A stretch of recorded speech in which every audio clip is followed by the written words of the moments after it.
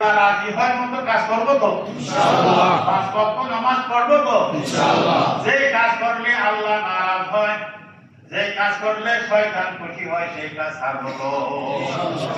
এই ওয়াদা নিয়ে আজকে এই মাহফিল থেকে যাবেন।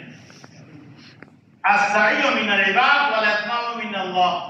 বান্দার কাজ হলো চেষ্টা করা, পুরো করে এটা বান্দার কাজ নয়, পুরো করে কার কাজ? আল্লাহর কাজ। এখন একটা সবক আপনাদেরকে দিতেছি।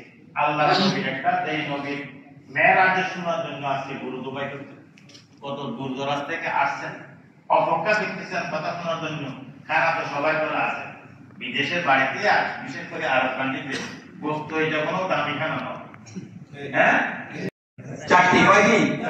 আল্লাহ রাসূলের ইমামতিতে সকল নবীরা সেখানে 60টি সিজদা করেছেন। সেই মসজিদুল আকসা আজকে মুসলমানদের থেকে ইহুদিরা সেটা দখল করে নেয়ার পায় তারা করছে, ঠিক কিনা বেটি? ঠিক। অতএব আমরা কি করব?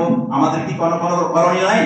বলে কি করব আমরা? আমরা কি সেখানে যেতে পারবো? আমরা কি ইহুদিদের থেকে যুদ্ধ জিহাদ করে সেই মসজিদকে মুক্ত করতে পারবো না? হয়তো আমাদের সেই ক্ষমতা নাই। এতটুকু ক্ষমতা তো আছে, আল্লাহ পাক যে আমাদের উপর 5 ওয়াক্ত নামাজ ফরজ করেছে, এই নামাজ পড়ার পরে হাত তুলে আল্লাহর কাছে এই দোয়াটা তো আমরা করতে পারবো। আল্লাহ আমাদের সেই প্রথম কিবলা, আমাদের সেই প্রথম কাবা কিবলা, আমরা যেই দিকে ফিরে নামাজ পড়তাম, দেখবেন মদিনাতে একটা মসজিদের নাম আছে মসজিদে কিবলা, তাই ঠিক কি না? আছে কি নাই? যারা গেছেন তারা জানেন, ঠিক কি না? কেন কিবলা তাই?